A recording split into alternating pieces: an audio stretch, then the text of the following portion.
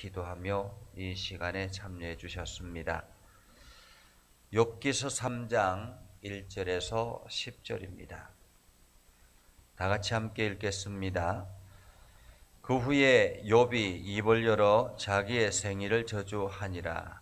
욥이 입을 열어 이르되 내가 난 날이 멸망하였더라면 산의 아이를 베었다 하던 그 밤도 그러하였더라면 그날이 캄캄하였더라면 하나님의 위에서 돌아보지 아니하셨더라면 빛도 그날을 비추지 않았더라면 어둠과 죽음의 그늘이 그날을 자기의 것이라 주장하였더라면 구름이 그 위에 덮였더라면 흑암이 그날을 덮었더라면 그 밤이 캄캄한 어둠에 잡혔더라면 해의 날수와 달의 수에 들지 않았더라면 그 밤에 자식을 베지 못하였더라면 그 밤에 즐거운 소리가 나지 않았더라면 나를 저주하는 자들 곧 리오야단을 격동시키기 위해 익숙한 자들이 그 밤을 저주하였더라면 그 밤에 새벽 별들이 어두웠더라면 그 밤이 광명을 발할지라도 얻지 못하며 동틈을 보지 못하였더라면 좋았을 것을. 이는 내 모태의 문을 닫지 아니하여 내 눈으로 환난을 보게 하였음이로다. 아멘. 오늘도 하나님의 은혜가 여러분에게 가득하기를 바랍니다. 우리 김명주 검사님도 참여해 주셨습니다. 오늘도 우리의 삶에 개입하셔서 선한 길로 이끌어 주소서. 주님의 복을 누리며 살아가게 하옵소서 하고 함께 참여해 주셨습니다. 참 우리가 욥기서를 보면 갑자기 당하는 고난,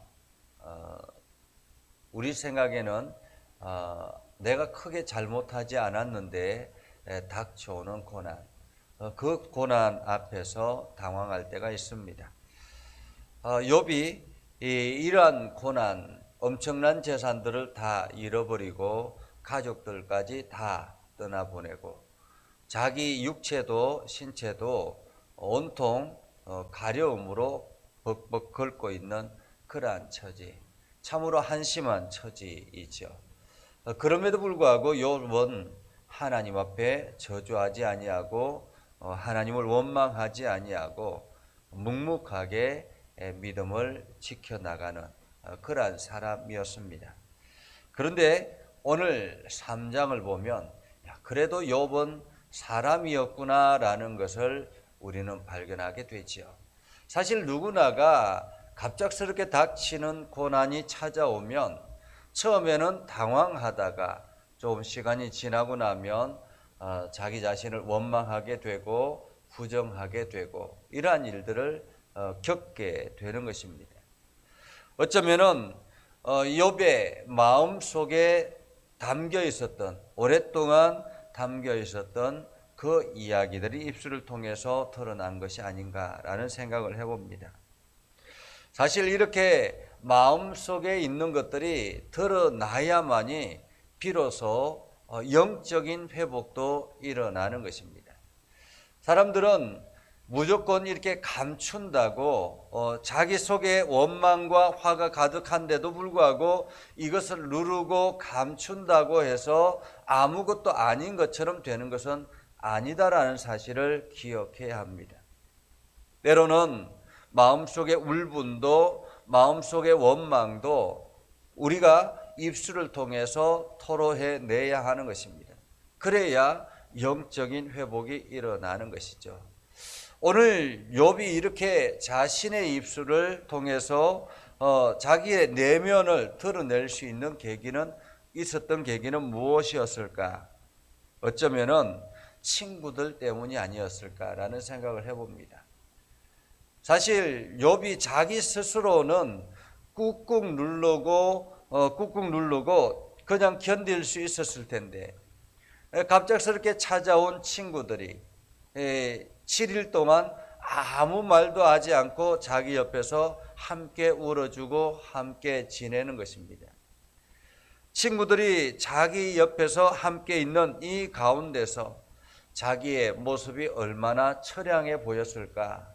얼마나 불쌍해 보였을까.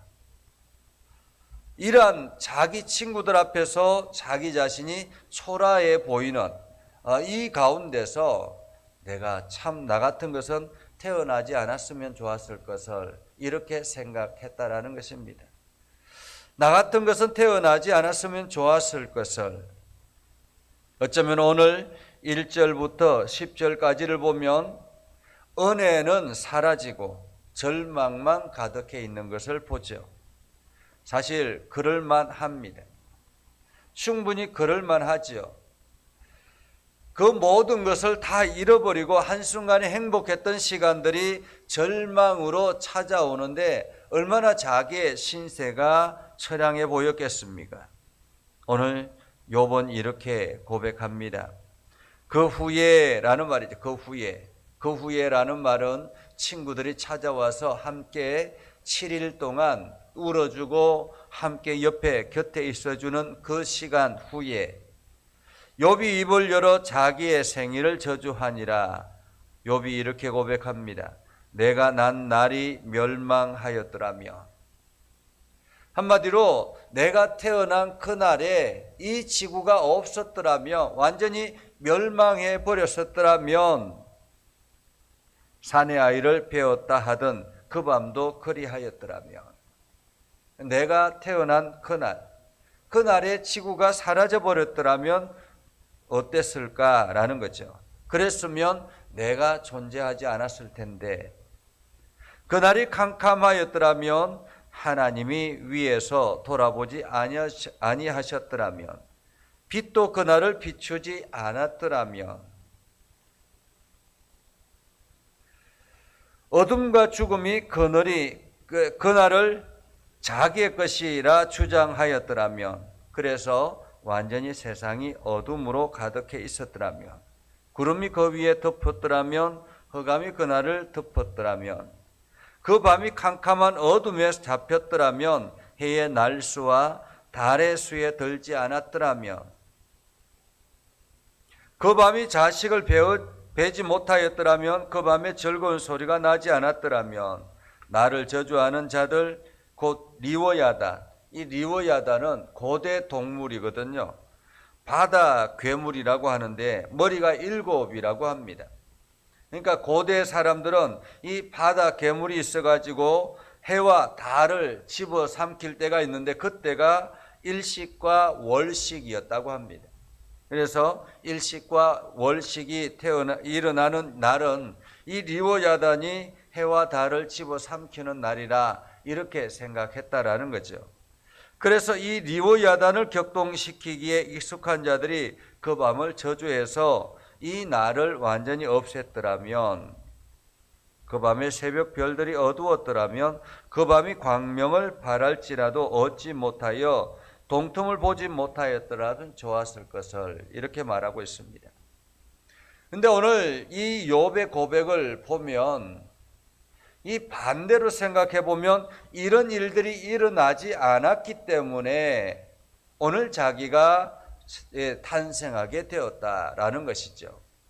사실 우리가 이 땅에 존재하게 되는 이유는 세상이 정상적으로 돌아갔기 때문에 우리가 이렇게 존재하게 된 것입니다.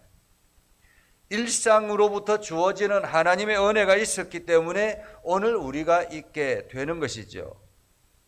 우리의 존재의 근원은 어떠한가?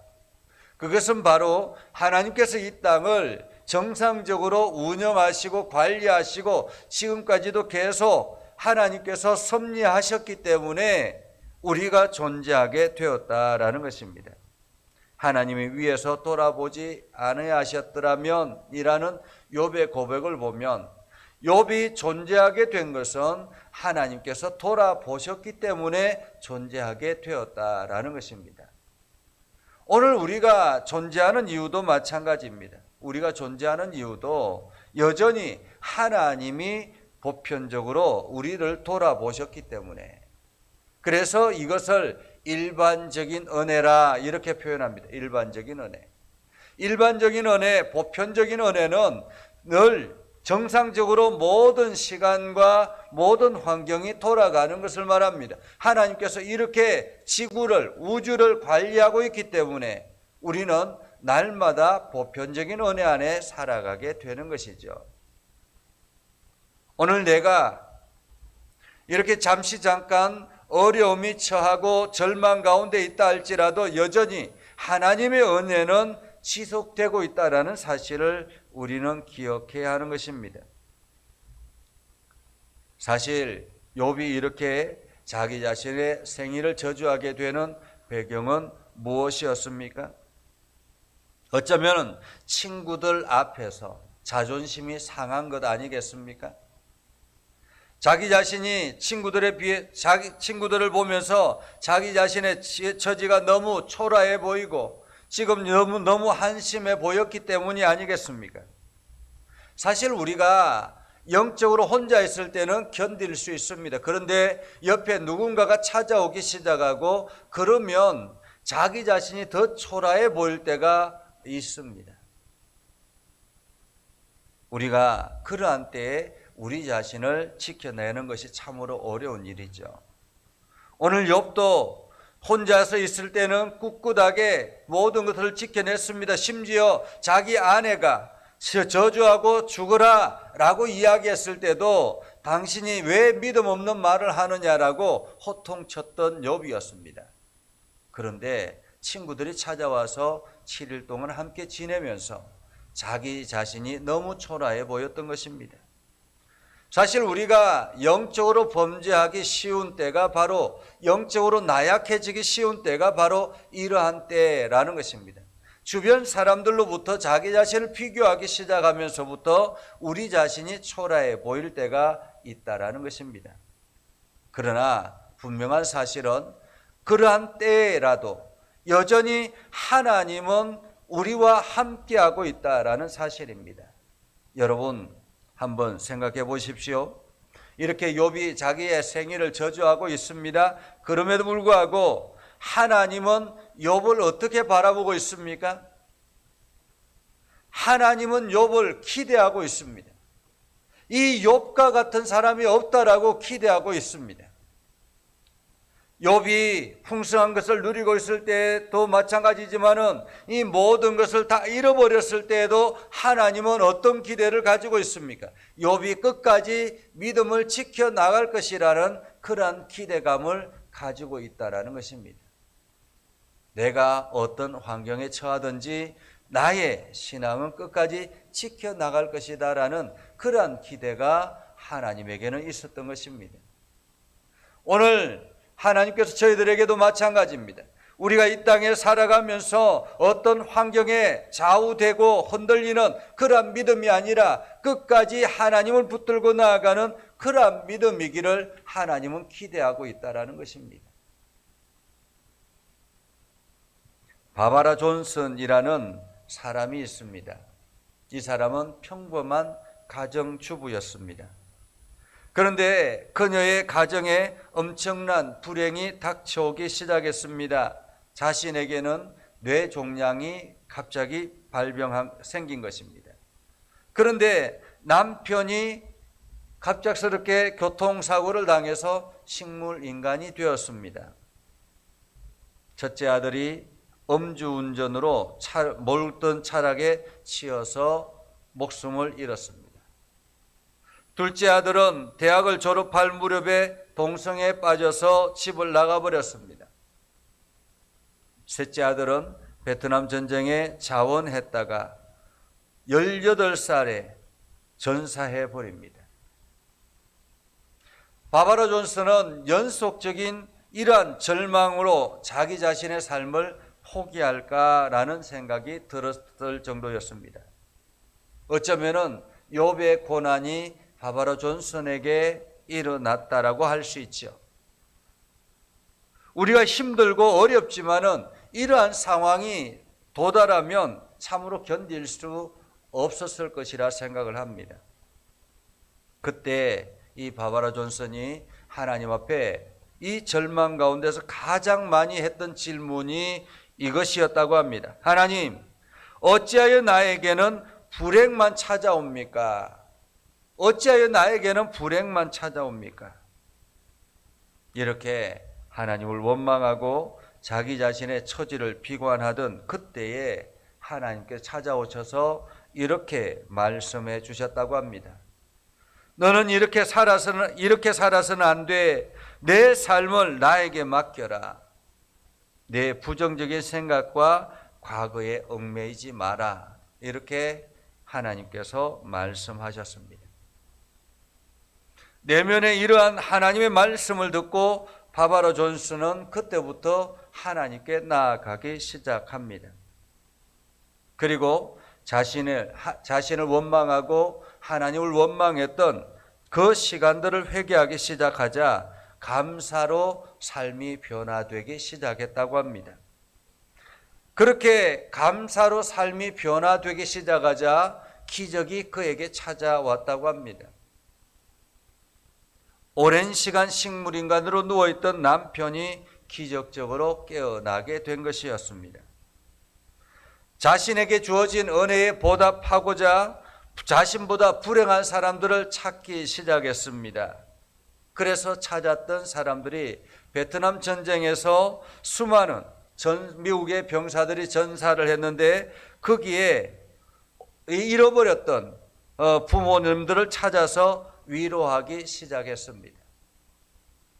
당연히 마찬가지겠죠. 나도 베트남 전쟁에 아들을 보내서 죽었습니다. 라는 그런 마음으로 위로하기 시작했습니다. 그리고 교통사고로 자녀를 잃은 부모들에게 편지를 쓰고 그들을 위해서 기도하고 함께 세미나도 개최하기 시작했습니다. 이 사역을 더 잘 감당하기 위해서 남편과 함께 선교회를 조직했습니다.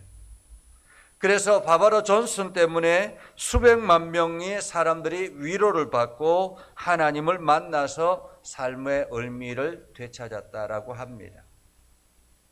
우리가 우리 앞에 주어진 현실, 눈앞에 보여지는 이 현실이 다가 아니다라는 사실을 우리는 기억해야 합니다. 아무리 고난이 우리 앞에 찾아온다 할지라도, 아무리 위기가 우리 앞에 찾아온다 할지라도 이것이 끝이 아니다라는 사실을 우리는 기억해야 합니다. 우리를 기대하고 있는 하나님이 계시고, 우리를 바라보고 계시는 하나님이 계시고, 우리의 인생을 디자인하고 계시는 하나님이 계시다는 사실을 우리는 기억해야 합니다. 그래서 하나님 앞에 더 엎드리고 기도하고 우리의 삶을 주님께 맡겨야 하는 것이죠. 그러할 때 하나님의 위로가 우리에게 넘쳐나게 되고, 그러할 때 하나님의 평강이 우리에게 찾아오게 되고, 그러할 때 하나님의 복이 우리의 삶을 통해서 나타나게 되는 것입니다. 오늘 여러분의 하루하루가 이러한 하나님의 은혜로 가득하기를 주님의 이름으로 축복합니다. 기도하겠습니다. 거룩하신 아버지 하나님, 은혜를 감사합니다. 찾아오기 하나님, 그때마다 하나님이 주시는 평강과 하나님이 주시는 위로를 통해서 용기를 얻게 해주시고 다시 일어날 수 있는, 다시 회복할 수 있는 기회가 우리들에게 있게 하여 주옵소서. 오늘도 주님과 동행함으로 새로운 하루를 보내게 하시고 참으로 기쁜 하루를 보내게 하여 주옵소서. 오늘도 믿음의 성도들에게 하나님의 크신 은혜를 더하여 주셔서 하나님의 능력을 경험하고 이것을 세상에 드러내는 축복의 인생이 되게 하옵소서. 아버지 하나님, 우리 예전교회를 긍휼히 여겨주시고 예전교회 우리 장로님들을 복되게 하시고 힘을 얻게 해주시고 우리 장로님들에게 큰 은혜를 더해 주셔서 성도들을 이끌어가기에 부족함이 없도록 영적인 리더십을 가질 수 있도록 하나님 은혜를 더하여 주시옵소서. 날마다 하나님의 주시는 새날을 기억하고 참으로 행복한 시간들을 경험케 하여 주옵소서. 예수님의 이름으로 기도드리옵나이다. 아멘.